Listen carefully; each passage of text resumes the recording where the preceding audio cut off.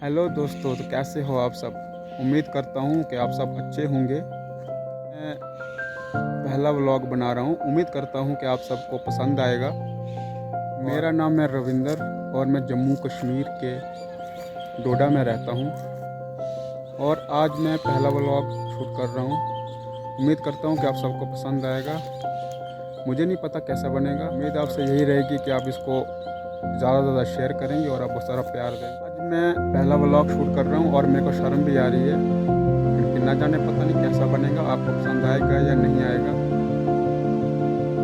ये मैं अपना गाँव दिखाता